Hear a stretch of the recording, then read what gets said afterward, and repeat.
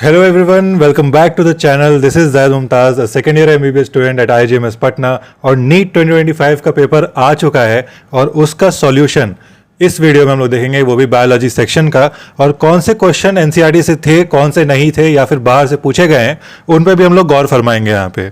तो चलो स्टार्ट करते हैं। सबसे पहला क्वेश्चन यहाँ पे आता है, इकोसिस्टम से पिक किया गया क्वेश्चन और बहुत ही बेसिक सा क्वेश्चन है, मतलब बहुत ही बेसिक सा। बस आपसे यूनिट पूछा हुआ है, प्रोडक्टिविटी की यूनिट बताइए क्या है। तो वो एनसीईआरटी में आप अगर देखोगे तो यहाँ पे आपको वो पूरा दिखाया हुआ है आपको कि क्या क्या यूनिट है अलग अलग प्रोडक्टिविटीज़ की। तो यहाँ पे किलो कैलोरी पर मीटर स्क्वायर पर ईयर इसका यूनिट है। तो यहाँ पे option number first is the correct option.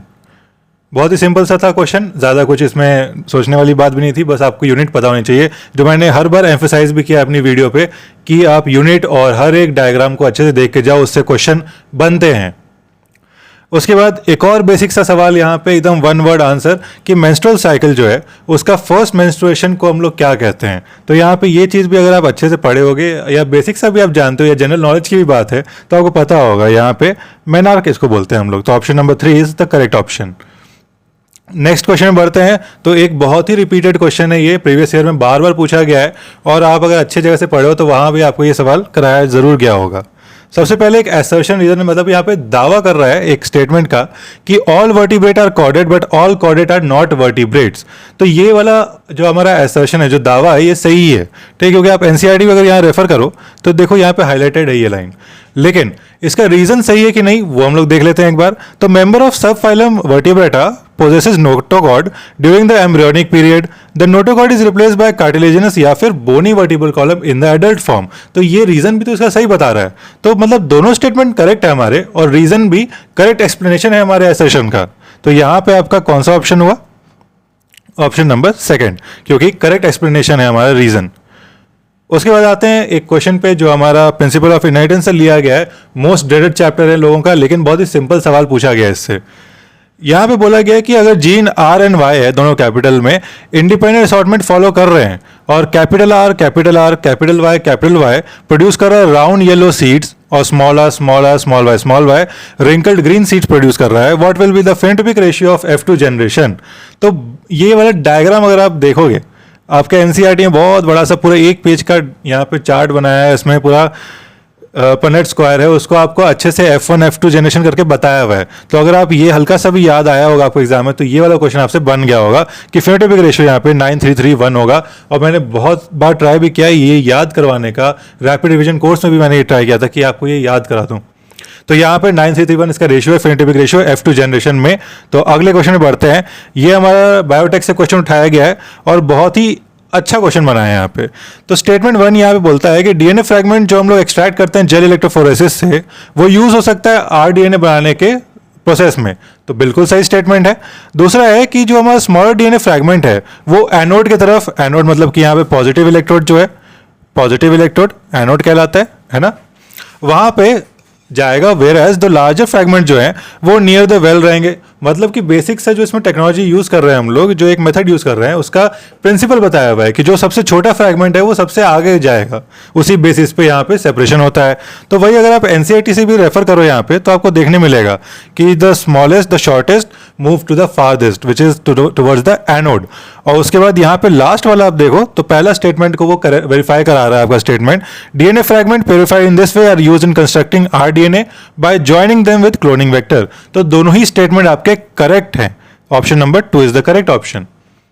उसके बाद आगे बढ़ते हैं। तो यहाँ पे एक और बेसिक सा सवाल, एकदम बेसिक सा, कुछ इसमें एक्स्ट्रा नहीं पूछा गया है, बस आपको पूछा गया है कि स्पिंडल फाइबर का मेन फंक्शन क्या है माइटोसिस में। तो आपको यहाँ पे सिंपली पता होगा काइनेटोकोर पे जाकर अटैच करता है और वहां से उसका डिवीजन कराता है, यानी सेपरेट करा रहा होता है। तो यहाँ पे आपको separation of the chromosomes is the correct option. आप यहाँ से एनसीईआरटी भी रेफर कर सकते हो, उसमें भी सेम चीज लिखी हुई है। अगला क्वेश्चन पे जाते हैं। यहाँ पे थोड़ा सा ये बड़ा अच्छा क्वेश्चन लगा मुझे, क्योंकि यहाँ पे आपके टेक्स्ट को रटने के चीज को नहीं टेस्ट कर रहा है, यहाँ पे आपको अप्लाई करने कितना अच्छे से आ रहा है वो यहाँ पे आपसे एक्सपेक्ट कर रहा है एनटीए। तो सिंपली क्वेश्चन है कि how many meiotic and mitotic division में need to occur for development of mature female gametophyte from a megaspore mother cell in angiosperm plant. तो बड़ा ही सिंपल है, अगर आप टेक्स्ट को भी रेफर करो, अगर आप थोड़ा सा पढ़ के गए होगे, आपको टेक्स्ट याद होगा एनसीईआरटी का, तो आपको पता होगा मेगास्पोर मदर सेल सबसे पहले यहाँ पे एनसीईआरटी बोलती है कि एक मेयोटिक डिवीजन होता है, उसके बाद subsequently there is one mitotic division, then two more sequential mitotic division. तो यहाँ पे आपको टोटल माइटोटिक कितने हो गए? 3 हो गए। मियोसिस कितना है? 1 है। तो सही ऑप्शन क्या होगा? 1 मियोसिस एंड 3 माइटोसिस। यहां पे आपको एनसीईआरटी से मैंने उठा के दिखा दिया कहां पे ये दिया हुआ है। अगला क्वेश्चन हमारे इम्यूनिटी चैप्टर यानी ह्यूमन हेल्थ एंड डिजीज से है। बड़ा ही सिंपल सवाल है, बस आपको एक डायग्राम याद होना चाहिए था, आपसे क्वेश्चन बन जाता। सवाल है कि स्टेटमेंट से आइडेंटिफाई करना है कि कौन सा करेक्ट नहीं है। तो सबसे पहला रीजन आता है कि constant region of heavy and light chain are located at the C terminus of antibody molecule। तो यहाँ पे जो आपका कांस्टेंट रीजन है वो तो यहाँ पे दिखा रहा है, तो ये तो सही ऑप्शन है आपका।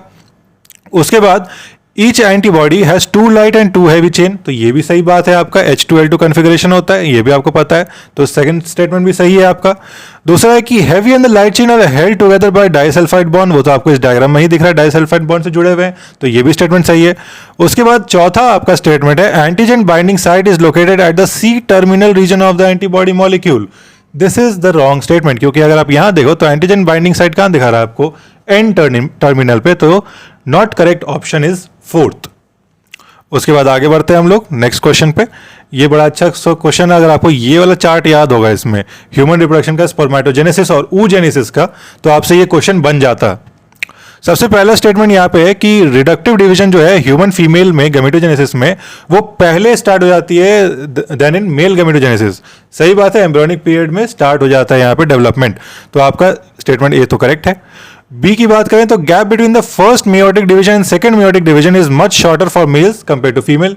यस, जब तक फर्टिलाइजेशन नहीं होगा तब तक सेकंड मेयोटिक नहीं होगा फीमेल्स में, तो ये स्टेटमेंट भी करेक्ट है। मेल्स में तो जल्दी हो जाता है। सी की बात करें तो यहाँ पे first polar body is associated with the formation of primary oocyte। यहां पे ध्यान देने वाली बात है कि अगर आप यहाँ डिवीजन देखो oogenesis में, तो यहाँ first polar body is formed along with the secondary oocyte, not primary oocyte। तो सी ऑप्शन आपका गलत ऑप्शन है। फिर आता है आपका LH surge lead to disintegration of the endometrium and onset of menstrual bleeding. नहीं, यहाँ पे ग्राफिन फॉलिकल का रप्चर हो रहा होता है, तो आपको ये स्टेटमेंट भी गलत है। तो ए और B are the correct ones, option number 2 is the correct option. Next question पे आते हैं हम लोग। यहाँ पे टैपेटम से रिलेटेड क्वेश्चन है, बड़ा ही एक्सपेक्टेड, मोस्ट एक्सपेक्टेड क्वेश्चन ये है इस चैप्टर से कि टैपेटम के ऊपर जरूर आपसे क्वेश्चन पूछेगा। सबसे पहले यहाँ पे कुछ दावा कर रहे हैं, वो देख लेते हैं क्या है। Assertion is cell of the tapetum possess dense cytoplasm and generally have more than one nucleus। मतलब कि dense cytoplasm है और polyploidy है, तो हम लोग बोलते हैं कि assertion सही है, क्योंकि ये दोनों चीज आपको यहाँ पे एनसीईआरटी में दिखाई हुई है। रीजन की बात कर रहे हैं तो इसका रीजन क्या है? Presence of more than one nucleus in the tapetum increases efficiency of nourishing the developing microspore mother cell and this reason is correct reason for the assertion. क्योंकि यहाँ पे जो टैपेटम है वो नरिश कर रहा होता है हमारे माइक्रोस्पोर मदर सेल को, तो इसलिए उसका जो रीजन है वो भी यहाँ पे आपको दे रखा है। तो अगर आप ऑप्शन मार्क करोगे तो A and R both are true and R is correct explanation of A, option number 2 is the correct option. उसके बाद आगे बढ़ते हैं हम लोग यहाँ पे। तो अगेन बायोटेक से यहाँ पे क्वेश्चन उठाया गया है, इंसर्शनल इनएक्टिवेशन वाला क्वेश्चन है। इसमें एक बेसिक सा कॉन्सेप्ट मैं आपको बता दे रहा हूँ कि जो एक्स गॉल होता है इसको ब्रेक डाउन करने के लिए बीटा गैलेक्टोसाइडेज चाहिए होता है, ठीक है, और ब्रेक डाउन होगा तो ब्लू कलर प्रोड्यूस होगा। अगर बीटा गैलेक्टोसाइडेज एंजाइम किसी तरह से मैं नहीं बना हूं, इंसर्शन इनएक्टिवेशन से नहीं बन रहा है, तो मेरा ब्लू कलर नहीं प्रोड्यूस होगा। ऐसे 2 क्वेश्चन आए इस बार नीट में, तो अगर आपने ये गलत किया है तो इस बार तो ये चीज सीख ही लो कि कैसे होता है ये सॉल्व। उसके बाद यहाँ पे देखो तो blue colour and white colour selectable marker have been developed with differentiate recombinant colony from non recombinant on the basis of ability to produce color on the presence of chromogenic substrate। 2 statement दिए हैं। Statement 1, blue coloured colony have DNA insert in the plasmid, they are identified as the recombinant colonies. यहाँ पे अगर DNA आप insert करोगे तो वहां पे इंसर्शनल इनएक्टिवेशन हो जाएगा, तो ब्लू कलर नहीं प्रोड्यूस होगा, तो स्टेटमेंट 1 इज नॉट करेक्ट। दूसरा स्टेटमेंट है कि the colony without the blue colour have DNA insert in the plasmid and identified as recombinant DNA, तो ये सही स्टेटमेंट है क्योंकि यहाँ पे ब्लू कलर नहीं प्रोड्यूस हो रहा है आपका और साथ ही साथ यहाँ पे इंसर्ट हो चुका है। तो आपका statement 1 is incorrect and statement 2 is correct statement. अगले क्वेश्चन की बात करें तो हमारे प्लांट किंगडम से उठाया गया है, वो भी लेबर वर्ड से। बहुत ही सिंपल सवाल है और थोड़ा सा एक्सपेक्टेड भी था क्योंकि प्रीवियस ईयर में आ चुका है ये। ब्रायोफाइट्स में गैमा जो है वो help in which of the following. तो यहाँ पे सीधा सीधी एक वर्ड आंसर है ए सेक्सुअल रिप्रोडक्शन। इसमें कुछ और सोचने की बात ही नहीं, क्योंकि एनसीईआरटी में भी डायरेक्टली ये पहले लाइन ही में दिया हुआ है पैराग्राफ के। उसके बाद बात करते हैं यहाँ पे match the following type question. बड़ा कंफ्यूजिंग लेकिन बड़ा ही इंटरेस्टिंग। साथ ही साथ यहाँ पे क्या बोल रहा है, सबसे पहले आपको नाइट्रोजन बेस आइडेंटिफाई करना है, इसमें से क्या है, तो वो आपको पता है कि नाइट्रोजन बेस एडेनिन होता है, ठीक है, एडेनिन थायमिन याद होगा आपको। उसके बाद अगर आप आओ तो आपको उसको अब आपको न्यूक्लियोसाइड आइडेंटिफाई करना चाहिए, ठीक है। उसके बाद अगर आप 1 को मैच कर लिए, फिर आप न्यूक्लियोसाइड को मैच करो, तो आपका आ जाएगा यहाँ पे, जैसे आप यहाँ देख सकते हो, nitrogen base adenine, nucleoside adenosine, आपके एनसीईआरटी में दिया हुआ है, ठीक है। तो आप पहले न्यूक्लियोसाइड को मैच कर लो, यहाँ 3, और न्यूक्लियोसाइड यहाँ एडिनोसिन ए। उसके बाद आप देखो तो एक एलानिन दिया हुआ है। एलानिन कहीं नाइट्रोजन से रिलेटेड है ही नहीं, वो आपका अमीनो एसिड है, तो आप उसको ऐसे ही अलग छाट सकते हो, 4 का डी होगा, और उसके बाद आपका जो बचा 2 वो बी होगा, ठीक है। एडिनाइलिक एसिड आपका न्यूक्लियोटाइड होता है। अब यहाँ पे आप मैच कर लो तो आपका ऑप्शन क्या मैच हो रहा है, ए का 3, बी का 2, सी का 1 एंड डी का 4। तो आपका 4th ऑप्शन मैच हो रहा है, तो 4th is the correct option. उसके बाद आते हैं पेडिग्री चार्ट पे। यहाँ पे बड़ा ही कॉम्प्लेक्स क्वेश्चन और बहुत ही अच्छा सवाल है ये। इसको आप वो दे सकते हो कि बाहर से पूछा गया, ठीक है, मान लो इसको बाहर से पूछा गया, लेकिन ये आपके एनसीईआरटी में दिया हुआ है, और अगर आपने इसको अच्छी जगह से पढ़ा है या आपने कोई भी एक लेक्चर अटेंड किया है या किसी ने आपको पढ़ाया है, तो आपको ये चीज़ ज़रूर समझाई होगी इसको कैसे सॉल्व करते हैं। तो एक बार इसको आराम से हम लोग देख लेते हैं कैसे सॉल्व हो रहा है यहाँ पे और क्या कंडीशन है ये। तो आपको यहाँ पे क्वेश्चन क्या पूछा है वो देखो। Probability for the birth of a child having no disease and being a carrier in F3 generation is। तो यहाँ पे आपको प्रोबेबिलिटी पूछा गया है, ठीक है। तो जो नो डिजीज का प्रोबेबिलिटी है वही तो आपको कैरियर का है, मतलब कि आपका जो कैरियर है वो डिजीज शो नहीं करेगा, लेकिन वो कैरी तो कर रहा है, तो आपको वही निकालना है। तो अगर हम लोग यहाँ पे मानते हैं कि होमोजाइगस कंडीशन में यहाँ पे जो आपका आदमी वो अफेक्टेड है, तो आप यहाँ पे स्मॉल ए यहाँ पे कैटेगराइज करोगे अफेक्टेड को, और जो आपका डोमिनेंट है वो आपका अनअफेक्टेड देखना चाहिए, तो कैपिटल ए आपको दिख रहा है। उसके बाद अब जो ऑफस्प्रिंग बने वो आपके अफेक्टेड कैरियर्स हैं, अफेक्टेड नहीं कैरियर्स हैं। तो अगर capital A small A heterozygous condition है तो आपका वो कैरियर होगा। तो कैरियर यहाँ पे डायग्राम में एक्चुअली दिखाया हुआ है, तो उसको हम लोग यहाँ पे हेटेरोजाइगोट मान रहे हैं, कैपिटल ए स्मॉल ए। अब इनके जो ऑप्शन बने उनके आपस में कॉन्सेंजिनस मैरिज का दिखाया हुआ है साइन, और यहाँ पे अफेक्टेड जो ऑफस्प्रिंग है वो एक कैरियर से यहाँ पे मेटिंग दिखाई गई है। उसके बाद जो ऑप्शन बने उसमें आपको परसेंटेज बताना है कितने कैरियर होंगे। तो यहाँ पे अफेक्टेड है तो उसका आपको होमोजाइगस रिसेसिव बनाना है, और जो आपका कैरियर है वो कैपिटल ए स्मॉल ए यानी कि हेटेरोजाइगोट कैरियर होगा। अब आपको इनके गमीट्स फॉर्मेशन करने हैं सिंपली, और कुछ नहीं करना है। गमीट फॉर्मेशन के वक्त पे आप देखोगे तो कैपिटल ए स्मॉल ए वाला कैपिटल ए गमीट बनेगा और स्मॉल ए बनेगा, स्मॉल ए से स्मॉल ए बनेगा, just like a test cross जैसे हम लोग करते थे वैसे ही यहाँ पे करना है आपको। और दो टाइप के आपके यहाँ पे कॉम्बिनेशन बनेंगे, कैपिटल ए स्मॉल ए। इसमें से आप कैपिटल ए स्मॉल ए देख लो कितना है, 1 आउट ऑफ 2 है, विच इज 50% प्रोबेबिलिटी, और 1 आउट ऑफ 2 या 1/2 भी बोल सकते हो। तो यहाँ पे आपको कोई ऑप्शन मैच कर रहा है, हाँ 3rd ऑप्शन मैच कर रहा है, 1/2 इसका आंसर होगा। उसके बाद आगे बढ़ते हैं हम लोग कि कैटेकोलामाइंस जो आपके रिलीज होते हैं एड्रेनल मेडुला से, वो क्वेश्चन यहाँ पे पूछा गया है। तो consider following statement regarding function of adrenal medullary hormones. तो वो आपको पहले हार्मोन आइडेंटिफाई करना था, कौन से हार्मोन होते हैं, कैटेकोलामाइंस होते हैं, जो आपको यहाँ पे एनसीईआरटी में भी आप देख सकते हो एड्रेनल मेडुला से क्या क्या रिलीज हो रहे हैं, adrenaline, epinephrine, nor adrenaline, nor epinephrine, ठीक है।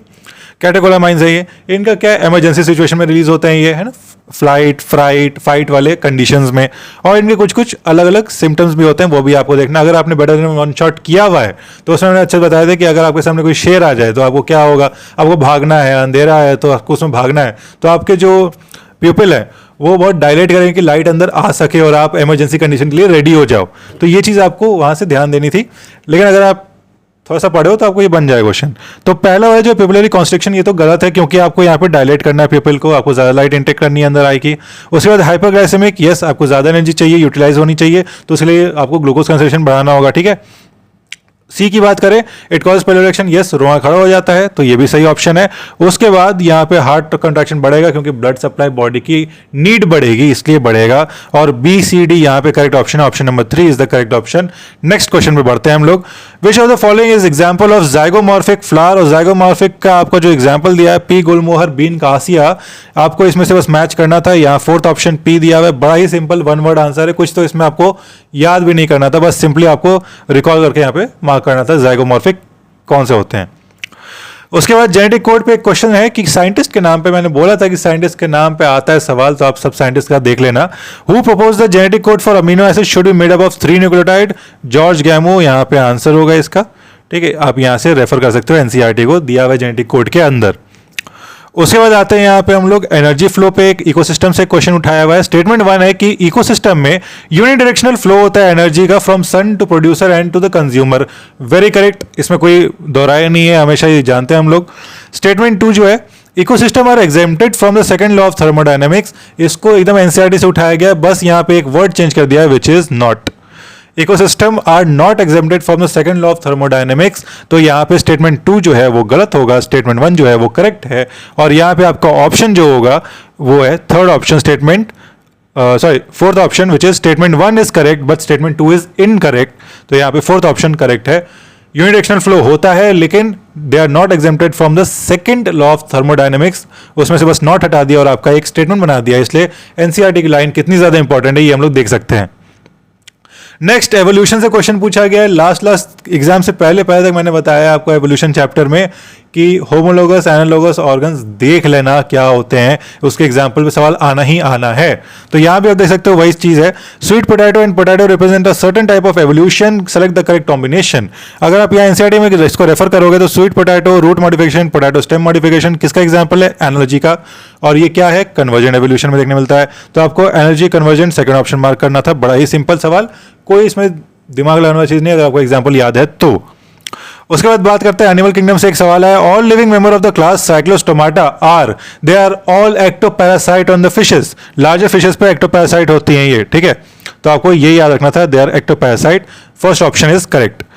अगला आता है हमारा हिस्टोन प्रोटीन जो है वो एनरिच्ड विथ, बहुत बार आया हुआ है ये, प्रीवियस ईयर क्वेश्चन में रिपीट हुआ है इस साल भी, और यहाँ पे लाइसिन आर्जिनिन रिच होते हैं, ये जो हमारे बेसिक अमीनो एसिड होते हैं, तो लाइसिन आर्जिनिन सेकंड ऑप्शन में है, सेकंड ऑप्शन यहाँ पे करेक्ट ऑप्शन है आपका। अगला क्वेश्चन, वर्ल्ड हर्ज पर logistic growth curve, important topics का जो मैंने पीडीएफ दिया था उसमें मैंने बोला था कि बार बार ये क्वेश्चन आ रहा है, इसको देखना जरूर देखना, क्योंकि कर्व पे क्वेश्चन आते हैं, चाहे वो आपसे पैरामीटर्स के बारे में पूछ देंगे या आपसे फॉर्मूला पूछेंगे, आपसे ग्राफ ही पूछ देंगे, कुछ भी इन तीनों चीज में से।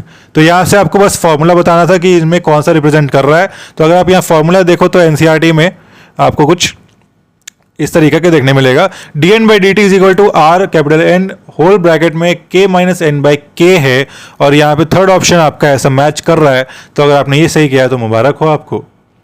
उसके बाद आगे बढ़ते हैं तो हमारे सेल चैप्टर से एक सवाल पूछा गया है यहाँ पे, असर्शन यानी एक दावा हो रहा है कि the primary function of the Golgi apparatus to package the material made by the ER and deliver it to the intracellular targets and outside the cell. Very correct, packaging का काम ही करता है हमारा गोल्जी apparatus, तो assertion तो सही है हमारा, ठीक है।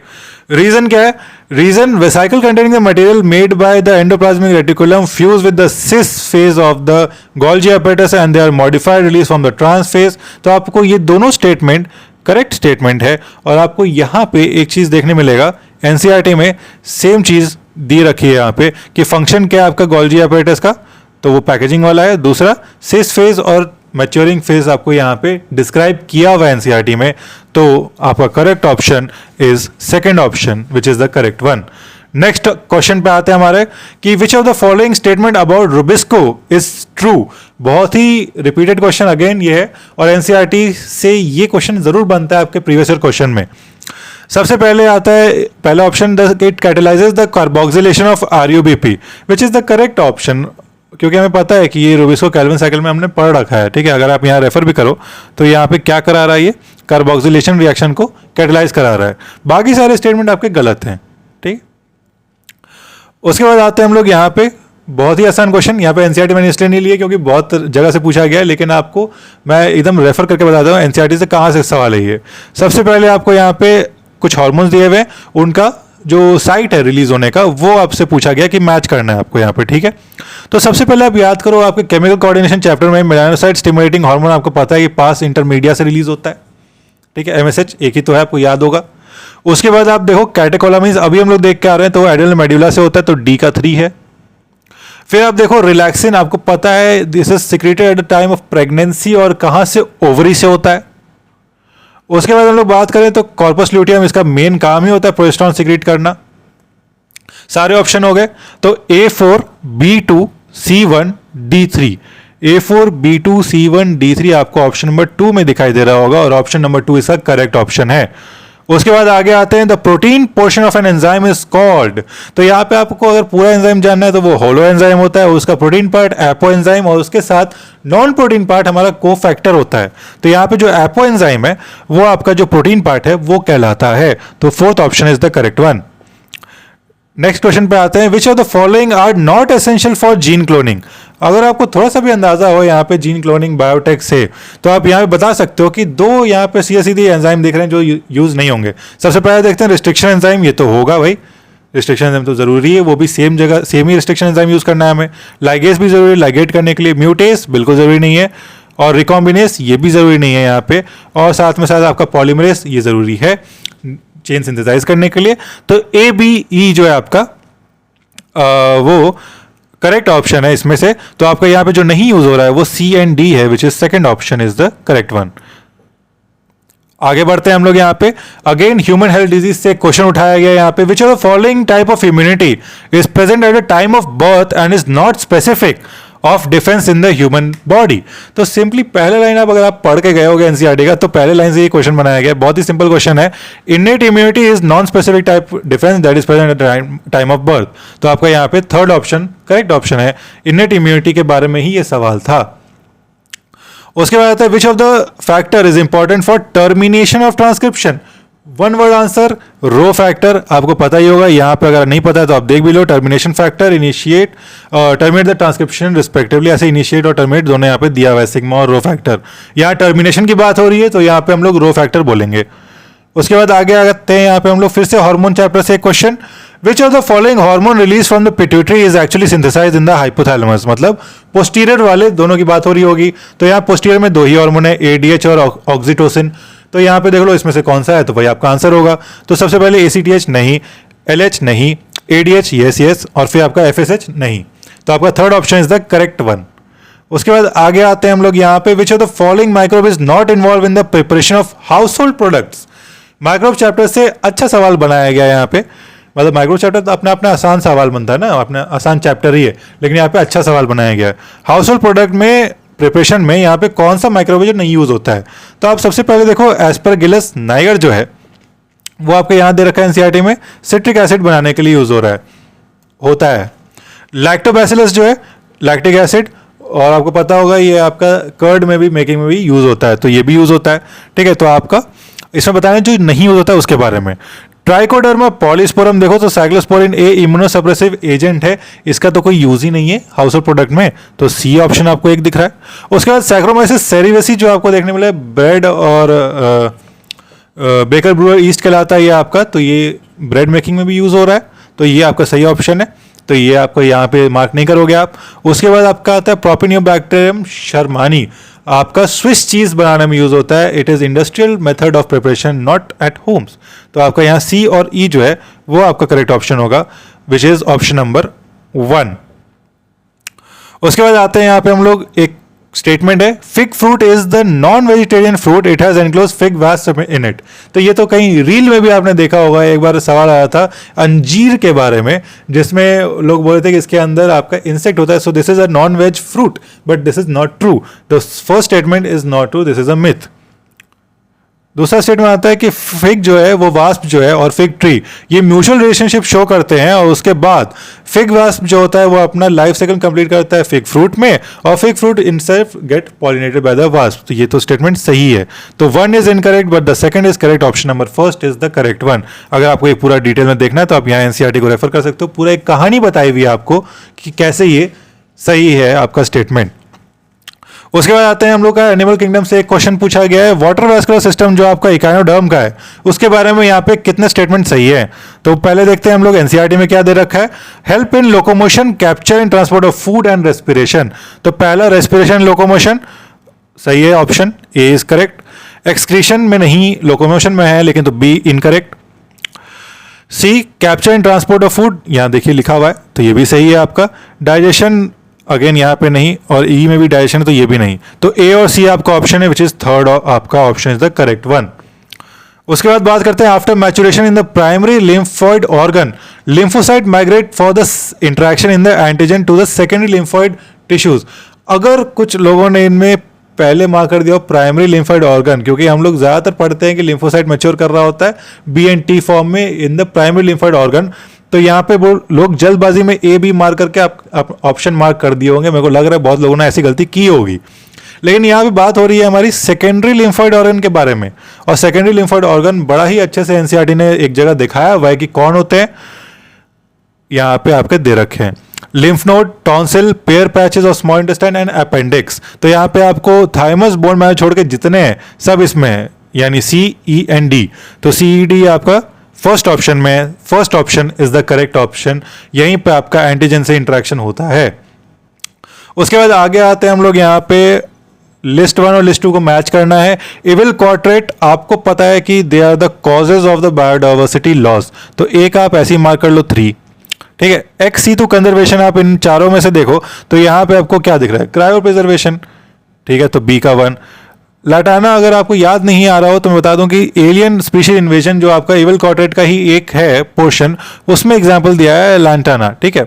तो आपको यहाँ पे सी को 2 से मार्क करना है क्योंकि एलियन स्पीशीज इन्वेजन का वो एग्जाम्पल है। और डी की बात करें तो डोडो विच इज एक्सटिंक्ट, तो 4 ऑप्शन इज करेक्ट।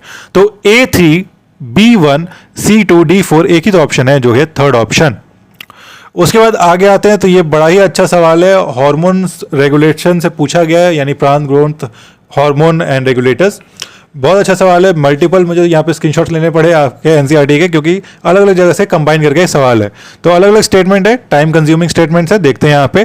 पहला स्टेटमेंट है parthenocarpy can be induced by auxins, which is the correct statement, क्योंकि आप यहाँ पहला पैराग्राफ से ही देख सकते हो, ये चीज एनसीईआरटी में दे रखी है। Plant growth regulator can be involve in promotion as well as inhibition, तो ये भी सही स्टेटमेंट है। आप यहाँ पे देख सकते हो 2 ग्रुप में डिवाइड किया गया है, प्रोमोटिंग और इनहिबिटिंग हार्मोन्स, तो ये भी सही है। D differentiation is the prerequisite for the रीडिफरेंशिएशन, जाहिर सी बात है जो डी डिफरेंशिएट होगा ही नहीं वो रीडिफरेंशिएट कैसे हो पाएगा, तो यहाँ पे ये भी आपका सही स्टेटमेंट है। डी देखें तो abscisic acid is the plant growth promoter, बिल्कुल गलत, बहुत ही गलत है। यहाँ पे ये इनहिबिटर है आपका, एनसीईआरटी की लाइन है, तो ये गलत स्टेटमेंट है। Apical dominance promote the growth of lateral birds, उल्टा दिया रखा है, यहाँ पे एपिकल बर्ड का प्रोमोशन होता है और लेटरल का इनहिबिशन होता है, इसलिए तो एपिकल डोमिनेंस बोलते हैं, एपिकल डोमिनेट कर रहा है। तो यहाँ पे ए बी सी आपका जो है वो स्टेटमेंट करेक्ट स्टेटमेंट है, ऑप्शन नंबर 2 इज करेक्ट।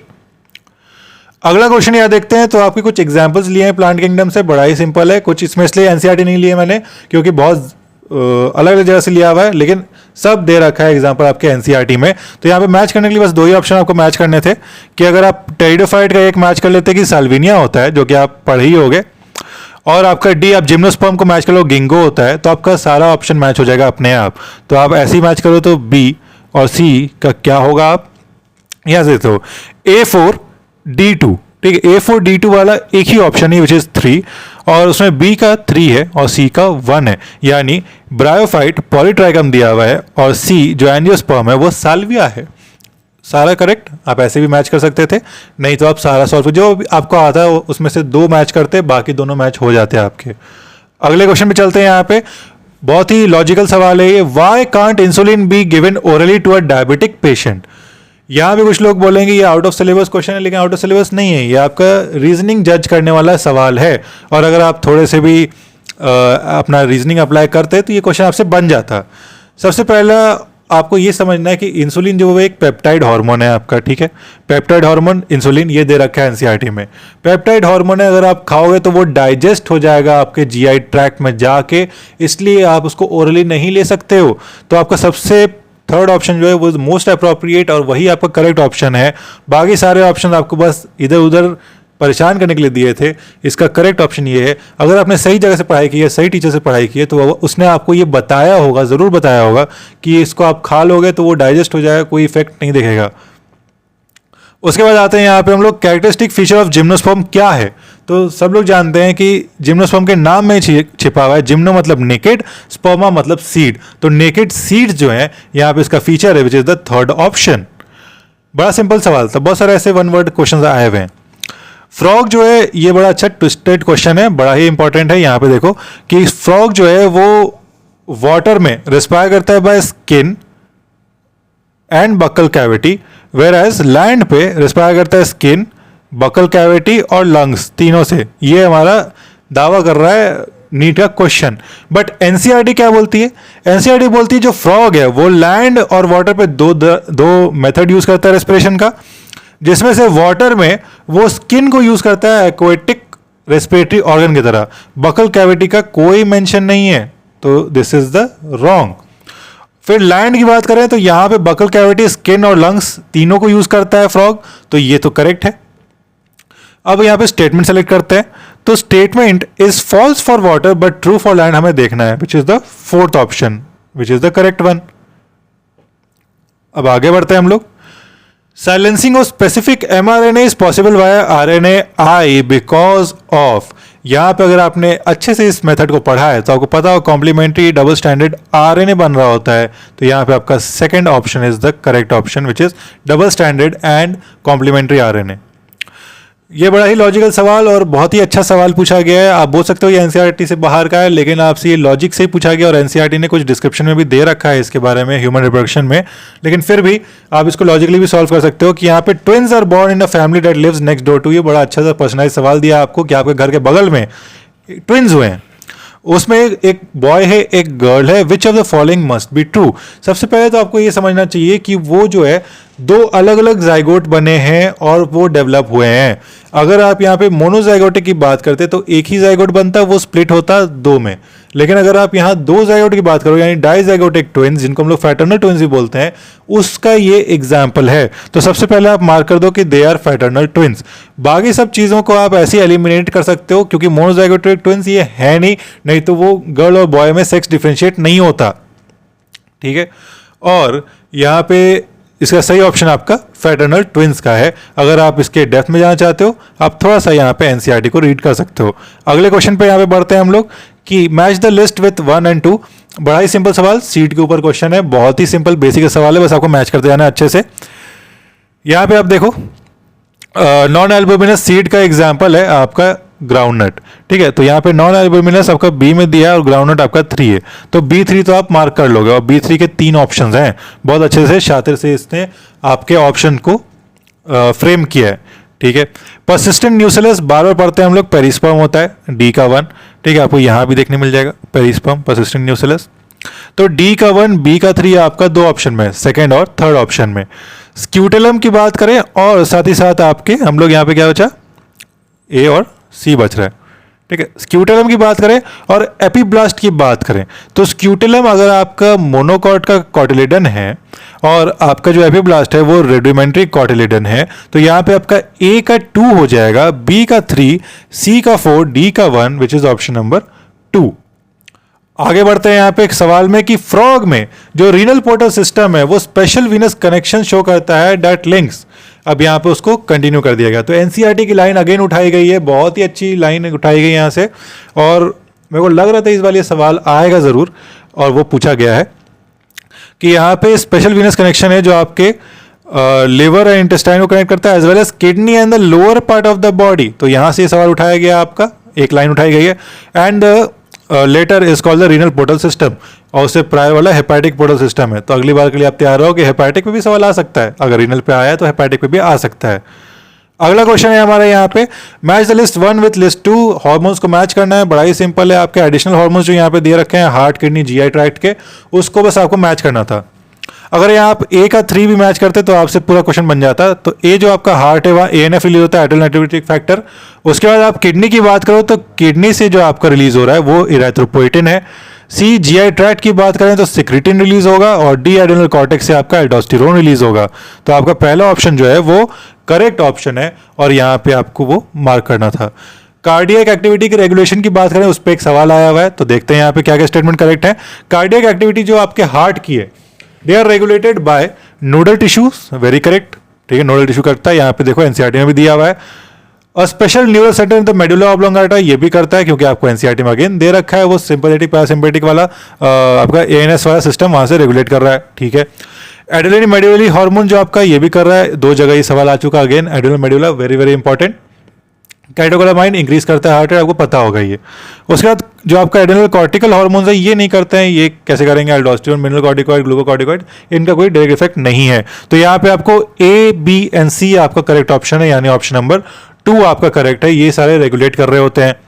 उसके बाद आते हैं streptokinase produce by bacterium streptococcus is used for. अगर स्ट्रेप्टोकाइनेज की बात करें हम लोग तो they are the clot buster, तो यहाँ पे एनसीईआरटी में भी ये दिया हुआ है क्लॉट बस्टर है, तो removing clot from the blood vessel, इनका यही एक काम है। Option number 1 is the correct one.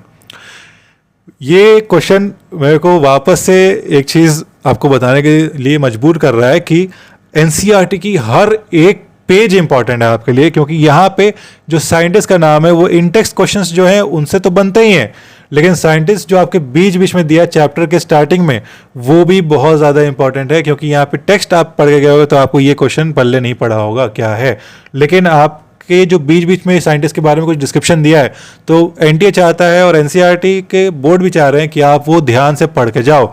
Who is the father of ecology in India, तो आपको यहाँ पे बहुत सारे ऑप्शन दिए, और अगर आपने ये वाला पेज पढ़ा होगा बीच का जो आता है तो आपको पता होगा he is sir Ramdev Mishra, तो आपको यहाँ पे ऑप्शन नंबर 3 मार्क करना था, रामदेव मिश्रा, ये आपका करेक्ट ऑप्शन है। आगे बढ़ते हैं तो बड़ा ही बेसिक का सवाल अगेन यहाँ पे पूछा गया है आपसे कि एसर्ट कर रहा है typical unfertilised angiosperm embryo sac at maturity has 8 nucleated and 7 cell, which is correct option. 7 cell 8 nucleate होता है।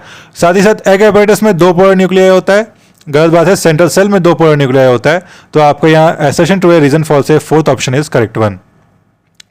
आगे बढ़ते हैं यहाँ पे तो आपका न्यूप्लास्टिक कैरेक्टरिस्टिक सेल के बारे में बताना है आपको, तो these are talking about the malignant tumour not about the benign one. तो यहाँ पे अगर आप ऑप्शन नंबर 1 देखो, अ मास ऑफ पॉलिफरेटिंग सेल्स के बारे में यहाँ पे दिया है, तो ये तो सही है, आपका मलिग्नेंट ट्यूमर ऐसे शो कर रहा होता है, रैपिड ग्रोथ हो रहा होता है, ये भी कैरेक्टरिस्टिक फीचर है, इन्वेजन और डैमेज कर रहा है सराउंडिंग टिश्यू को, ये भी मैलिग्नेंट फीचर है, whereas they are confined to the original location, ये गलत है क्योंकि ये बिनाइन ट्यूमर के बारे में बात किया है, और अगर आप यहाँ न्यूप्लास्टिक ट्यूमर के बारे में बात करो या फिर ट्यूमर सेल के बारे में बात करो तो आपको पता होगा कि मैलिग्नेंट ट्यूमर के बारे में बात हो रही है यहाँ पे, तो आपका डी छोड़ के बाकी एबीसी करेक्ट है, तो आपका ऑप्शन नंबर 3 यहाँ पे करेक्ट होगा, बिनाइन के बारे में यहाँ पे बात नहीं हो रही है। अगले क्वेश्चन पे आते हैं, लाइफ साइकिल के ऊपर 2 क्वेश्चन बहुत अच्छे अच्छे पूछे गए हैं, तो यहाँ पे मैंने लाइफ साइकिल को इतना टेक्स्ट से नहीं उठाया है, एक डायग्राम से मैंने यहाँ पे बस एक एनोटेट करके दिखा दिया है कि आपको जल्दी ये समझा पाऊँ मैं, क्योंकि डिस्कशन में 90 क्वेश्चन है और ज़्यादा टाइम नहीं है अपने पास। और यहाँ पे देखें तो लाइफ साइकिल टेरिडोफाइट का डिस्कस किया गया, बोला इसको करेक्ट ऑर्डर में बताइए, तो यहाँ पे आप जो स्टेटमेंट्स है उनको इस डायग्राम से देख सकते हो कि सबसे पहले बी आएगा आपका meiosis of the spore mother cell होगा, और उसके बाद ए प्रोथैलस बनेगा, वो आपका आगे ग्रो करेगा, फिर आपका डी आएगा which is formation of archegonia and antheridia in the gametophyte which is the prothallus आपका अगेन, और अगर फिर आपका ई ऑप्शन आएगा which is transfer of antherozoid to the archegonia in the presence of water, और उसके बाद आपका C which is fertilisation finally होगा। तो B A D E C is the option, B A D E C second option is the correct one. आगे आते हैं यहाँ पे, तो हम लोग पॉलिनेशन के ऊपर क्वेश्चन आना ही था, लाजमी था, आएगा ही। यहाँ पे असर्शन दावा है कि both wind and water pollinated flower are not very colourful and do not produce nectar, बिल्कुल सही है कि ये नेक्टर नहीं प्रोड्यूस करते हैं और ज़्यादा अट्रैक्टिव भी नहीं होते हैं, क्योंकि विंड और वाटर एबायोटिक एजेंट से इनका पॉलिनेशन होना है, तो इन्हें इंसेक्ट अट्रैक्ट ही नहीं करना है, तो इनको ज़रूरी है ही नहीं, तो इनको इंसेक्ट नहीं अट्रैक्ट करना है, ये इसका रीज़न होना चाहिए था, लेकिन यहाँ रीज़न क्या दे रखा है, the flower produce enormous amount of pollen grain in wind and water pollinated flower. तो इस स्टेटमेंट तो सही है दोनों, लेकिन इसका रीज़न थोड़ी यही है, रीज़न आपका होना चाहिए कि they don't rely on the insect for the pollination, इसलिए ये नहीं प्रोड्यूस करते हैं। तो यहाँ पे both are statement true but R is not the correct explanation, तो यहाँ पे आपका जो आर है वो करेक्ट एक्सप्लेनेशन नहीं है, तो यहाँ पे ऑप्शन नंबर 3 आपका करेक्ट होगा। अगर आपको ये रेफर करना है तो एनसीईआरटी में यहाँ देख सकते हो आपका हाईलाइट किया हुआ है, एकदम 100% वही लाइन उठा के पूछी गई है आपसे। फिर आता है which are the following enzyme contain haem as the prosthetic group. Option is catalase, rubisco, carbonic anhydrase, succinate, dehydrogenase. तो अगर आप एनसीईआरटी पढ़े होगे बायोमोलिक्यूल अच्छे से तो आपको पता होगा कि यहाँ पे पेरोक्सीडेस एंड कैटलेस में आपका जो प्रोस्थेटिक ग्रुप है वो आपका हेम है और वो यहाँ पे प्रेजेंट होता है। तो आपको यहाँ एंजाइम दे रखा है कैटलेस, तो कैटलेस आपका सही ऑप्शन होगा। आगे बढ़ते हैं हम लोग, और यहाँ पे क्वेश्चन नया आया और ये मल्टीपल ह्यूमन फिजियो को मिक्स करके उसका डिजीजेस पूछे गए हैं यहाँ पे आपसे। तो सबसे पहले एम्फाइसेमा, बड़ा ही इजी सवाल आपसे ब्रीदिंग रेस्पिरेशन से पूछा गया है। यहाँ पे क्रॉनिक डिसऑर्डर है जिसकी वजह से आपका रेस्पिरेटरी सरफेस डिक्रीज हो जाता है, तो आप एल्वेयर डैमेज भी देखने मिलेगा, तो ए का 2। बी एंजाइना, आपको एक्यूट चेस्ट पेन है और साथ ही साथ यहाँ पे ऑप्शन नंबर 3 मार्क हो जाएगा इससे। ग्लोमेरुलोनेफ्राइटिस, ग्लोमेरुलस का आपका इन्फ्लेमेशन है किडनी में, तो आपको सेम चीज़ यहाँ पे 4th मार्क कर लोगे आप। और आपका डी बचा, तो ये रैपिड स्पैज़म्स होता है muscle because of low calcium in the body fluids. तो यहाँ पे आपको A2B3 C4D1 option number 1 is the correct one. आगे बढ़ते हैं, अगर आपको इसका रेफरेंस चाहिए तो यहाँ पे आपको सब देखने मिल जाएगा, एक जगह मैंने चिपका दिया सबको। आगे बढ़ते हैं तो हम लोग यहाँ देखें, find the correct statement that is not correct regard to the structure of a monocot stem. जहां मोनोकॉट स्टेम के बारे में बात हुई तो आपके दिमाग में ये पैराग्राफ रिफ्लेक्ट होना चाहिए था और यहाँ पे आपको बस स्टेटमेंट को मैच करना है। Phloem parenchyma is absent which is correct, not correct बताना है आपको यहाँ पे। हाइपोडर्मिस इज पैरेन्काइमेटस, पैरेन्काइमेटस नहीं होता है, स्क्लेरेन्काइमेटस होता है। यहाँ पे एनसीईआरटी की सबसे पहली लाइन ही है ये, तो option number 2 is the correct option which is यहाँ पे इनकरेक्ट स्टेटमेंट। आगे बात करते हैं, which are the following correct about the location of the male frog copulatory pad. तो आपको याद होगा कि फर्स्ट जो आपकी डिजिट होती है ऑफ द 4 लिम्ब, उसमें यहाँ पे कॉपुलेटरी पैड देखने मिल रहा होता है जो फीमेल फ्रॉग में एब्सेंट होता है। यहाँ पे एनसीईआरटी लाइन है, तो यहाँ पे first digit of the 4 limb, इसका ऑप्शन होगा 1 इज करेक्ट। अगला question, the primary source of energy in an ecosystem is the solar energy, very correct. दूसरा statement, the rate of production of organic matter during photosynthesis in an ecosystem is called the net primary productivity, नहीं, ये gross primary productive होता है। इसमें से आप respiratory losses हटाओगे तब आपका नेट प्राइमरी प्रोडक्टिविटी बनेगा, तो definition wise this is the wrong one. तो 1 is correct but 2 is incorrect. Option आपको ये 3rd में देखने मिलेगा, सॉरी इसमें दोनों इनकरेक्ट हो गए। ऑप्शन नंबर 4th में देखने मिलेगा जिसमें आपका 2nd को इनकरेक्ट बताया है और पहला को करेक्ट बताया है। आपका ग्रॉस प्राइमरी प्रोडक्टिविटी का डेफिनेशन देख के एनपीपी बोल रहा है वो। आगे बढ़ते हैं हम लोग यहाँ पे, बड़ा ही अच्छा सवाल, अगेन डायग्राम से उठाया गया और कोई प्रेडिक्ट भी नहीं कर सकता कि यहाँ से क्वेश्चन बन सकते हैं। ठीक है, आप अगर थोड़ा सा ध्यान दो तो यहाँ पे आपसे पूछा है फोम ब्रेकर सिस्टम क्या होगा, तो आपको जाहिर सी बात आपको पता होना चाहिए कि फोम हमेशा बन के ऊपर आएगा, कभी नीचे नहीं रहेगा। तो नीचे वाले सारे ऑप्शन एलिमिनेट करते करते अगर आप देखो और वेसल के अंदर देखो, वेसल के बाहर तो फोम जाएगा नहीं, तो अंदर में सबसे टॉप पे क्या है आपका C is the foam breaker system. अगर आप ऐसे भी लॉजिकल लगाते अपना ब्रेन तो आपसे ये क्वेश्चन बन जाता, लेकिन फिर भी आपको एनसीईआरटी की डायग्राम एकदम हर एक चीज देखनी चाहिए। आगे बात करते हैं यहाँ पे, पॉलीमरेज चेन रिएक्शन में डीएनए एम्पलीफाई किस इक्वेशन से होता है, तो आपको याद रखना है यहाँ पे 2 पे power n number of cycles पे होता है। कैसे पता चला, अगर आपने अगेन सही टीचर से पढ़ा होगा तो उसने बताया होगा 2 पे पावर n से होता है, लेकिन अगर आप यहाँ से थोड़ा सा एनसीईआरटी को भी एक्सट्रापोलेट करो तो आपको बोलती है एनसीईआरटी 1 बिलियन कॉपीज बनती है 30 साइकिल्स में, तो 2 पे पावर 30 लगाओगे तो अप्रॉक्सीमेटली 1 बिलियन कॉपीज बनती हैं। तो अगर आप उससे भी देखो तो आपका 2 पे पावर n आएगा, तो 3rd option is the correct one. आगे आते हैं, स्पर्म के ऊपर एक सवाल है, बड़ा ही अच्छा सवाल। अगेन लिस्ट 1 को लिस्ट 2 से मैच करना है, अलग अलग पार्ट्स हैं स्पर्म के, उसमें क्या उसका फीचर है वो आपको बताना है। तो A is about the head, head में आपको पता है कि यहाँ पे अलग अलग टाइप के जेनेटिक मटेरियल यहाँ पे प्रेजेंट पूरा आपका। बी आपका जो मिडल पीस है उसमें आपका माइटोकॉन्ड्रिया, तो उससे आपको एनर्जी मिल रही है, तो बी का 3 होगा। सी जो आपका वो एक्रोजोम है, एक्रोजोम में आपके एंजाइम्स प्रेजेंट है, और डी जो आपका है वो टेल है और वो मोटिलिटी शो करेगा। तो A4B3C1D2, A4B3C1D2 which is option number 2। ये सारे इंफॉर्मेशन आपको यहाँ एनसीईआरटी में इस पैराग्राफ के अंदर छोटे से पैराग्राफ में दे रखी है, पूरे स्पर्म के बारे में, अलग अलग पार्ट के बारे में। अब यहाँ पे बात करते हैं हम लोग फ्लोरल डायग्राम और फ्लोरल फॉर्मूला पे एक सवाल आ रखा है। तो स्टेटमेंट 1 बोलता है कि फ्लोरल फॉर्मूला में जो ये वाला साइन है जाइगोमॉर्फिक के लिए स्टैंड करता है, और साथ ही साथ जो ये वाला साइन है ये इंफीरियर ओवरी के ऊपर है, लेकिन ये दोनों ही चीज़ आपकी गलत बताई हुई स्टेटमेंट में, तो स्टेटमेंट 1 जो है वो इनकरेक्ट है। स्टेटमेंट 2 में जो है बताया फ्लोरल फॉर्मूला जो है ये साइन स्टैंड कर रहा है आपका एक्टिनोमॉर्फिक के लिए, वेयर एज जी के नीचे अगर साइन है तो वो सुपीरियर ओवरी डिनोट कर रहा है, which is the correct one. तो आपका second correct, but statement 1 is incorrect which is the first option. और ये रेफर आप यहाँ एनसीईआरटी से कर सकते हो, यहाँ से उठाया गया ये सवाल। आगे बढ़ते हैं तो राइबोसोम के ऊपर बड़ा ही बेसिक सा सवाल लेकिन कंफ्यूज करने वाला। स्टेटमेंट 1 बोलता है आपको कि यूकैरियोटिक राइबोसोम जो होते हैं वो 80s होते हैं, प्रोकैरियोटिक 70s होते हैं, which is very correct statement. उसके बाद आता है हमारे यहाँ पे ईच राइबोसोम हैज 2 सब यूनिट, ये भी सही है, ज्वाइंट रहते हैं वो लोग अपने इसमें। 2 सब यूनिट 80 का क्या है 60-40, 70 क्या है 50-30, ये भी सही स्टेटमेंट है। अब जो आगे 2 स्टेटमेंट थोड़ा सा ध्यान से पढ़ना है इसे। 2 सब यूनिट 80 के हैं 60-20, गलत स्टेटमेंट, ऐसी गलत है। 2 सब यूनिट 80 के हैं 60-30, ये भी गलत है। तो आपको ABC याद रखना है कि यहाँ पे सही है आपका ABC स्टेटमेंट, यानी सेकंड ऑप्शन इज करेक्ट। अब आते हैं बड़ा ही लाजवाब सवाल जो बनाया है एनटीए ने, बहुत ही मस्त सवाल है ये।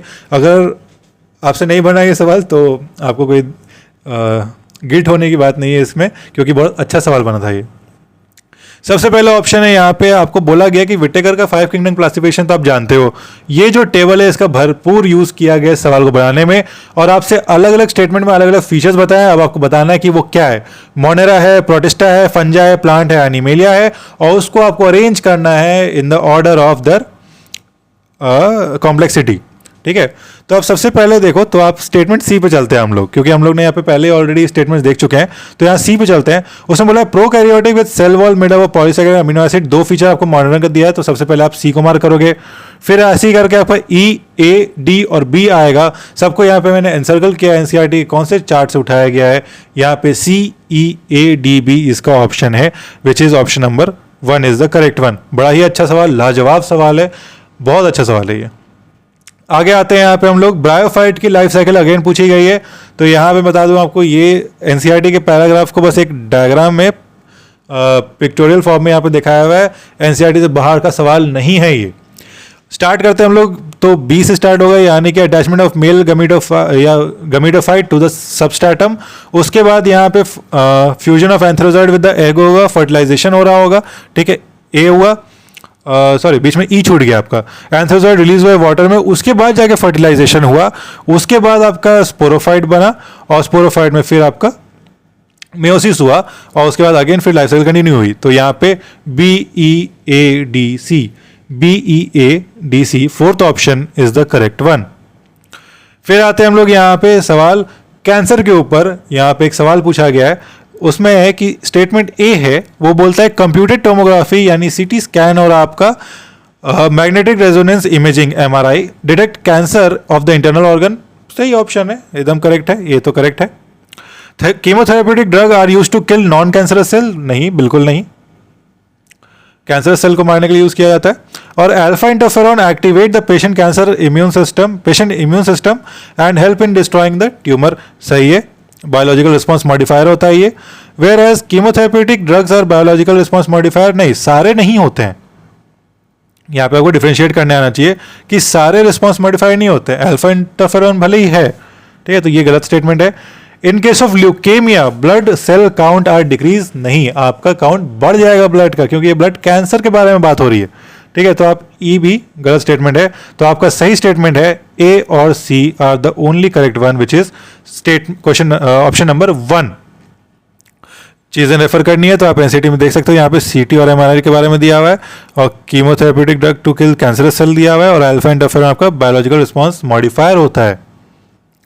आगे बढ़ते हैं तो बायोमोलिक्यूल से बड़ा ही अच्छा सवाल यहाँ पे बनाया हुआ है।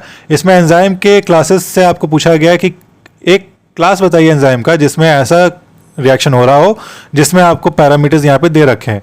तो ये सेम चीज अगर आप देखो तो एनसीईआरटी से ली गई, ट्रांसफरेसिस के बारे में, ये ऑप्शन नंबर 4।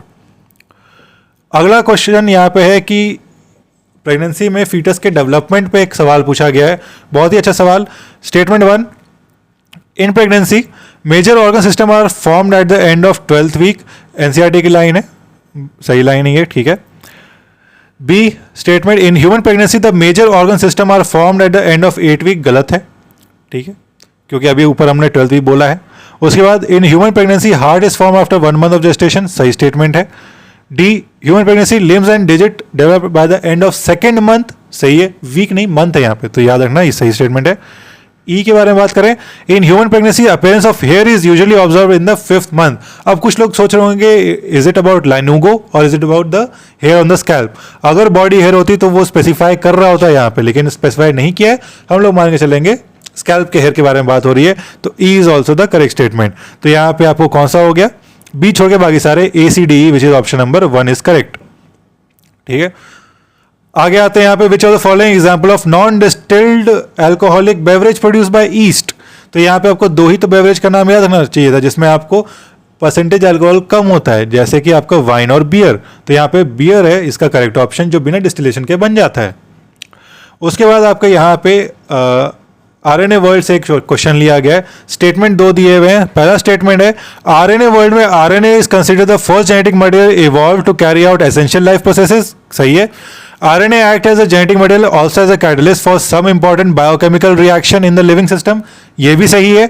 और being reactive RNA is unstable, तो ये भी पूरा स्टेटमेंट करेक्ट है आपका। दूसरा स्टेटमेंट आता है DNA evolved from the RNA and is more stable genetic material. Its double helical strand being complementary resists the change by evolving repairing mechanism। ठीक है, यहाँ पे ये स्टेटमेंट जो उठाया गया आपके एनसीईआरटी के इसी पैराग्राफ से आरएनए वर्ल्ड के लास्ट लाइन से उठाया गया है। DNA being double standard have complementary stand further is change by the evolving a process of repair. पूरा कॉपी पेस्ट किया गया एनसीईआरटी को स्टेटमेंट वाइज में, तो दोनों ही स्टेटमेंट आपके करेक्ट है। यहाँ पे option number 2 is the correct one. अगला क्वेश्चन है transfer RNA tRNA and rRNA do not interact with mRNA. बहुत ही गलत है, आपको यहाँ पे दोनों ही इंटरेक्ट कर रहे होते हैं। ठीक है, तो statement 1 is wrong. Whereas अगर आप दूसरा देखो तो आरएनएआई से क्वेश्चन उठाया गया है। ये दूसरा स्टेटमेंट एकदम 2 अलग अलग जगह से उठाया गया है। अच्छा क्वेश्चन है RNAi take place in on eukaryotic cell as a method of cellular defence. It is a correct statement. तो 1 is incorrect, 2 is correct. 1 is incorrect, 2 is correct is 1 option which is the correct one. दोनों ही NCERT में आप यहाँ देख सकते हो reference है। आगे बढ़ते हैं हम लोग यहाँ पे, तो एक्सक्रीशन के ऊपर एक अच्छा सवाल बनाया गया। बेटर देन वन शॉट आपने किया होगा तो आप ये क्वेश्चन बना सकते थे। यहाँ पे आपसे सवाल किया गया कि एक डायग्राम दिखा दिया है, प्रॉक्सिमल डिस्टल ट्यूब्यूल है, बताओ कौन सा होगा इसमें। तो अगर आपको ये याद है कि कौन सा कहाँ पे एब्जॉर्ब हो रहा है, सिक्रीट हो रहा है, किस पार्ट में क्या एब्जॉर्ब हो रहा है, सिक्रीट हो रहा है, तो आप ये बना लेते। Third option is correct. आप ऐसे मैच कर सकते हो, एनसीईआरटी से डायरेक्टली लिया गया है, कोई डिफरेंस नहीं है। आगे आते हैं, what is the pattern of inheritance for polygenic trait.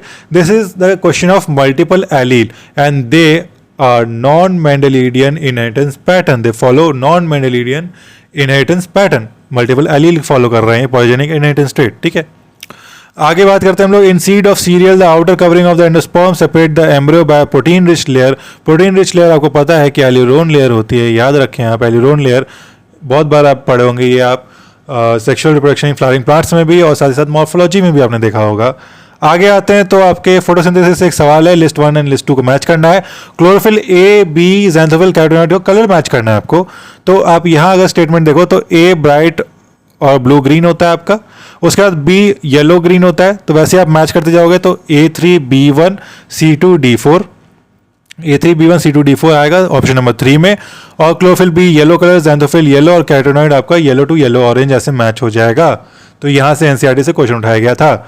आगे आते हैं, तो एली लिली कंपनी जो है वो ह्यूमन इंसुलिन किस वेक्टर को यूज करके बनाई थी। तो यहाँ पे ई कोलाई को यूज किया गया था और वो क्या है, हमारा बैक्टीरियम है। तो ऑप्शन नंबर 2 इज करेक्ट। आगे सवाल आता है कि हमारे पोस्ट ट्रांसक्रिप्शनल इवेंट्स में यूकैरियोट्स में कौन सा इसमें इवेंट जो है वो यूज हो रहा है, मतलब होता है। तो यहाँ पे प्री एमआरएनए को साइटोप्लाज्म में भेजा जाता है प्रायर टू स्प्लाइसिंग। ये गलत स्टेटमेंट है, ऐसा नहीं होता है। उसके बाद रिमूवल ऑफ इंट्रॉन होता है, एक्सॉन्स को ज्वाइन करते हैं, फंक्शनल पार्ट को ज्वाइन करते हैं, मिथाइल ग्रुप ऐड कर रहे होते हैं 5' एंड पे और एडेनिन रेसिड्यू ऐड करते हैं 3' एंड पे। ये भी आपका पोस्ट ट्रांसक्रिप्शन मॉडिफिकेशन में आता है। वेयर कॉम्प्लीमेंट्री बेस पेयरिंग कर रहे होते हैं आरएनए की, नहीं ये नहीं कर रहे होते हैं हम लोग, नहीं तो हमारा जो प्रोसेस है वो फ्यूटाइल वन हो जाएगा। ये एनसीईआरटी की लाइन खुद ब खुद है। तो यहाँ पे आपको BCD मार्क करना था, विच इज ऑप्शन नंबर 3। आगे देखते हैं, तो हमारे सेल चैप्टर से बड़ा अच्छा सवाल है। सेंट्रोमियर, सीलियम, क्रिस्टा और सेल मेम्ब्रेन के बारे में यहाँ पे बस मैच करना है, इसलिए मैंने एनसीईआरटी नहीं लगाई यहाँ पे, क्योंकि बहुत ही बेसिक सा सवाल था। ये एनसीईआरटी में दे रखा है, एनसीईआरटी से बाहर का सवाल नहीं है। सेंट्रोमियर जो है वो आप मैच कर लो, सेल डिवीजन में काम आएगा आपके। फिर आपका सीलियम जो है वो मैच करो, सेल मूवमेंट में काम आता है, ठीक है। और क्रिस्टा जो है वो आपके माइटोकॉन्ड्रिया में प्रेजेंट होता है, F0 F1 पार्टिकल्स प्रेजेंट होते हैं इस पे। और फिर आपका सेल मेम्ब्रेन जो है फॉस्फोलिपिड बाइलेयर का बना होता है। तो A2B3C1D4 C1D4 आपको option number 1 is the correct. उसके बाद आता है मैच द फॉलोइंग 1 with 2, और यहाँ पे यूक्रोमैटिन हेटेरोक्रोमैटिन आपको पता होता तो ये सवाल बन जाएगा आपसे बड़ा ही आसानी से। तो आप यहाँ पे यूक्रोमैटिन आपको पता है कि यहाँ लाइटली स्टेन्ड होता है और लूजली पैक्ड होता है, तो यूक्रोमैटिन आप मैच कर सकते हो ऑप्शन नंबर 3 से। और फिर वैसे ही आप हेटेरोक्रोमैटिन मैच करते हैं जो दूसरा बचा डार्कली स्टेन्ड और densely packed which is 2D2। तो आप यहाँ पे अगर मैच करो तो B3 और D2 आपको ऑप्शन नंबर 4 में बस देखने मिलेगा। बाकी A4 और C1 तो आपका ऐसे ही मैच हो गया। C1 streptococcus pneumonia Frederick Griffith ने इस पर एक्सपेरिमेंट किया था। और आपका सारिसा जो है Alfred Hershey and Martha chase, जो आपका A है वो आपका जेनेटिक मटेरियल जो हमारा DNA है उसको कंफर्मेशन दिया गया था। तो आपका option number 4 is the correct one. Most number of gene किस क्रोमोसोम पे होता है? क्रोमोसोम नंबर 1 पे होता है। ये आपको दे रखा है HGP में आपके चैप्टर मॉलिक्यूलर बायोलॉजी में। आगे बढ़ते हैं। आपका यहाँ पे क्वेश्चन है कि इन विट्रो फर्टिलाइजेशन के ड्रॉबैक्स क्या क्या हैं जिसको उसके एडॉप्शन में आपको वो हिंड्रेंस पैदा कर रहा है। तो सबसे पहले यहाँ पे हम लोग देखें तो ऑप्शन है वो high fertility risk to mother. ऐसा कोई ये उसका ड्रॉबैक नहीं है, ठीक है। कोई ऐसा फर्टिलिटी रिस्क रेयर होता है फर्टिलिटी रिस्क। उसके बाद यहाँ पे बी ऑप्शन है एक्सपेंसिव इंस्ट्रूमेंट रिएजेंट चाहिए होते हैं। हाँ, ये तो ज़रूर है कि IVF में चाहिए होते हैं। तो स्टेटमेंट बी इसका एक ड्रॉबैक है कि husband wife necessary for being donor, नहीं ऐसा नहीं है। एनोनिमस डोनर्स भी हो सकते हैं, तो यहाँ पे ये ऑप्शन भी गलत है आपका। लेस एडॉप्शन ऑफ ऑर्फन्स, ये एक ड्रॉबैक है। अगर IVF होगा तो ये एक ड्रॉबैक जरूर बनेगा कि ऑर्फन्स का अडॉप्शन नहीं हो रहा होगा उस पर। और उसके बाद यहाँ पे ई है कि नॉट अवेलेबल इन इंडिया, ऐसा नहीं है। इंडिया में भी IVF क्लिनिक्स बहुत सारे हैं। आप बहुत सारे सिटीज़ में आप देखते होगे IVF क्लिनिक्स हैं। उसके बाद आप यहाँ देखो कि possibility that early embryo does not survive, हाँ ये हो सकता है, एक चांस है उसका जो आपका एक ड्रॉबैक बन सकता है। अगर आप यहाँ पे मैच करो तो आपके ऑप्शन नंबर B, D और F जो हैं वो आपके ड्रॉबैक्स हैं। करेक्ट ऑप्शन आपके B, D, F हैं यहाँ पे, विच is option number 2। Which of the following example of ex situ conservation, तो यहाँ पे सीधा एक जूलॉजिकल पार्क और बोटानिकल गार्डन आपको मार्क करना था और यहाँ पे आप डायरेक्टली NCERT से वो देख सकते हो कैसे लिया गया है सवाल। आगे क्वेश्चन पे आते हैं। Specialised membrane structure prokaryotic cell में जो सेल वॉल फॉर्मेशन में हेल्प कर रहा है, DNA रेप्लिकेशन में हेल्प कर रहा है, साथ ही साथ रेस्पिरेशन में भी कर रहा है। ये आपका मेसोसोम के बारे में बात हो रही है। मेसोसोम जो आपके सेल चैप्टर में दे रखा है, तो मेसोसोम ऑप्शन नंबर 2। यहाँ पे आपको वही चीज जो इंसर्शनल इनएक्टिवेशन की मैंने वहां बताई थी, यहाँ भी आपको वही अप्लाई करनी है कि जो एक्स गॉल है बीटा गैक्टोसाइडेस इसको तोड़ेगा जिससे ब्लू कलर प्रोड्यूस होगा। अगर मैं बीटा गैक्टोसाइडेस को ही इनिबिट कर दूं या फिर इंसर्शनल इनएक्टिवेशन कर दूं तो उससे ब्लू कलर बनेगा ही नहीं। तो यहाँ पे आपको ये पूरा एक डायग्राम दिया, पूरा बताया। यहाँ पे ECOR1 पे हमारा बीटा गैक्टोसाइडेस का भी एक्टिविटी है, वहाँ पे हमने इंसर्ट किया DNA को, ये आपका क्वेश्चन बता रहा है। और जैसे ही इंसर्ट किया तो वो आपकी एक्टिविटी खो देगा, बीटा गैक्टोसाइडेस एक्टिविटी खत्म हो जाएगी वहाँ से। तो आपको यहाँ पे कैसे सेलेक्ट करना है, तो रिकॉम्बिनेंट कॉलोनीज को आप वाइट कॉलोनी से देकर सेलेक्ट कर सकते हो, क्योंकि रिकॉम्बिनेंट कॉलोनीज जो होंगी वहाँ पे ब्लू कलर नहीं प्रोड्यूस हो रहा, क्योंकि वहाँ पे इंसर्शन इनएक्टिवेशन हो चुका होगा DNA इंसर्ट करने के वजह से। अगला सवाल है what is the name of the blood vessel which carry deoxygenated blood from the body to the heart in a frog. Again वही वीना कावा वाली बात है यहाँ पे, ठीक है। मोरलेस फ्रॉग और ह्यूमंस का आपको ज्यादातर सिस्टम सेम देखने मिलता है, कुछ कुछ डिफरेंसेस आ जाते हैं। आगे देखते हैं question which of the following can not fix the nitrogen. तो आपको यहाँ पे कौन फिक्स नहीं कर पाता है वो देखना है। तो आप यहाँ देख सकते हो माइक्रोज इन ह्यूमन वेलफेयर से ये उठाया गया लास्ट का पैराग्राफ है। एजोटोबैक्टर फिक्स कर सकता है नाइट्रोजन को। एनाबिना, नॉस्टॉक एंड ऑसिलाटोरिया तीनों एग्जांपल एक लाइन में दिए हुए हैं, ये भी फिक्स करते हैं एटमॉस्फेरिक नाइट्रोजन को। तो A, B, C, E तो फिक्स कर रहा है। बचा वॉल्वॉक्स आपका ये नहीं कर रहा होता है, विच इज D ओनली। आगे आते हैं तो हमारा while trying to find out a characteristic of a newly found animal, a researcher did the histological of the adult animal and observed a cavity with the presence of mesodermal tissue toward the body wall but no mesodermal tissue toward the alimentary canal. What could be the possible coelom of that animal? This is about the pseudocoelom, ठीक है। पूरी तरीके से नहीं present है लेकिन present भी है, pseudocoelom है यहाँ पे ऑप्शन इसका, विच इज थर्ड ऑप्शन। अगला आता है which of the following refers to the reductionist biology का एक स्टेटमेंट है वो आपका यहाँ पे फिजिको केमिकल अप्रोच है study towards the understanding of the living organism पे, इसका ऑप्शन नंबर 2 होगा। अगला क्वेश्चन आता है एपिफाइट्स जो है वो मैंगो ब्रांच पे ग्रो कर रहे हैं, एग्जाम्पल किसका है? कॉमेंसालिज्म का एग्जाम्पल है, आप यहाँ देख सकते हो एनसीईआरटी में दे रखा है epiphyte on a mango branch. Question number 179, which of the following phytohormone promote the nutrient mobilization which help in the delay of the senescence of the leaf in the plant? यहाँ पे आप देख सकते हो cytokinin paragraph का last line nutrient mobilisation में help करता है और डिले ऑफ लीफ सेनेसेंस में हेल्प कर रहा होता है, तो यहाँ पे साइटोकाइनिन का ये एग्जाम्पल है। Last question which is complex 2 of the mitochondrial ETC is also known as, यहाँ पे अगर आप थोड़ा सा अच्छे पढ़ गए हो तो कॉम्प्लेक्स 2 को हम लोग ससिनेट डिहाइड्रोजिनेस कॉम्प्लेक्स भी बोलते हैं, तो option number 3 is the correct statement. तो ये था आपका पूरा बायोलॉजी का पेपर का सॉल्यूशन। फिजिक्स का और केमिस्ट्री का जल्दी आने वाला है, ये आपको सबसे पहले यहाँ पे प्रोवाइड कर दिया गया है, आप सारे आपके आंसर्स मैच कर लो with the reasoning and the section from which they are taken from the NCERT, ये भी आपको यहाँ पे बताया हुआ है। साथ ही साथ आपको एक और बात बता दूं कि हमारा न्यू बैच स्टार्ट होने वाला है which is starting from the 12th of May, और वो हमारा महारथी बैच है जिसमें best of the best scorers in NEET जो अभी खुद मेडिकल स्टूडेंट्स है वो आपको पढ़ा रहे होंगे वहाँ पे, और सारे ही डाउट्स आपके क्लियर होंगे which is one on one session, और यहाँ पे कोई भी ऐसे बैरियर पॉइंट नहीं है, आप डायरेक्टली अपने मेंटर से अपने टीचर से बात कर पाओगे, वो आपके डेली लाइव क्लासेस लेंगे, रिकॉर्डेड वाला कोई सीन ही नहीं है यहाँ पे, आप डायरेक्टली जैसे एक ऑफलाइन कोचिंग वाली फील थी आप वैसी ही फील यहाँ पे आपको मिलेगी पढ़ने में। अगर आपका एग्जाम जैसा भी गया आपने अब तक अपनी आंसर शीट मैच कर ली होगी और उसके बाद आपका जैसा भी प्लान है उस हिसाब से आप देखो, और नीचे रजिस्ट्रेशन लिंक दिया हुआ है, नंबर दिया हुआ है, आप वहाँ पे टेक्स्ट कर सकते हो या फिर आप डायरेक्टली फॉर्म फिलअप कर सकते हो, आपको हमारी टीम कॉन्टैक्ट करेगी। तब तक के लिए जैसा भी एग्जाम गया है आप एकदम कूल रहो, रिलैक्स रहो, काम रहो, क्योंकि अब जो होना था वो हो गया है। अब आगे क्या करना है वो आपके ऊपर डिपेंड करता है, अगर आपको इससे एग्जिट लेना है, अगर एग्जाम अच्छा नहीं गया तो आप वो भी कर सकते हो, अगर वापस से प्रिपेयर करना है तो जल्द ही कर देना स्टार्ट, क्योंकि फिर आपका अगर एक गैप बन जाएगा तो वो गैप आगे एक्सटेंड होता रह जाएगा। तो इस वीडियो के लिए इतना ही, hope you like this analysis video, और सारे ही question most of the question यहाँ पे एनसीईआरटी से लिए गए थे, कुछ क्वेश्चन जो है वो थोड़े से बाहर के आपको लॉजिक को अप्लाई करना था और बाहर से आप बोल सकते हो लिया गया है, लेकिन मोस्ट ऑफ द पेपर आपका एनसीईआरटी बेस्ड आया है। मॉडरेट, इजी या फिर डिफिकल्ट लेवल के लिए मैं यही बोलूंगा कि जैसी आपकी प्रिपरेशन थी उस पर डिपेंड करता है कि आपको पेपर कैसा लगा होगा। अगर आपने अच्छे से सब कुछ पढ़ा है तो आपको आसान लगा होगा, अगर आपने थोड़ा बहुत रिवीजन में कमी रहेगी तो मॉडरेट, और जिसने कुछ नहीं पढ़ा उसको टफ लगा ही होगा। लेकिन अगर एक लेवल की बात करें तो यहाँ पे मॉडरेट लेवल क्वेश्चन पूछा गया है। क्वेश्चंस कुछ बहुत सारे वन वर्ड थे, कुछ स्टेटमेंट वाइज, यानी कि बच्चों को थकाने वाले क्वेश्चन थे कि ज़्यादा क्वेश्चन ऐसे बना दो कि बच्चे सॉल्व करते करते ही थक जाएं, स्टेटमेंट बहुत सारे दे दो ऐसे। तो इस बेसिस पे आप मॉडरेट बोल सकते हो, लेकिन डिफिकल्ट नहीं बोल सकते क्योंकि बहुत सारे वन वर्ड क्वेश्चंस भी यहाँ आ रखे हैं। तो इस वीडियो के लिए इतना ही, नेक्स्ट फिजिक्स केमिस्ट्री वीडियो में मिलते हैं आपसे, तब तक के लिए कूल रहो, रिलैक्स रहो।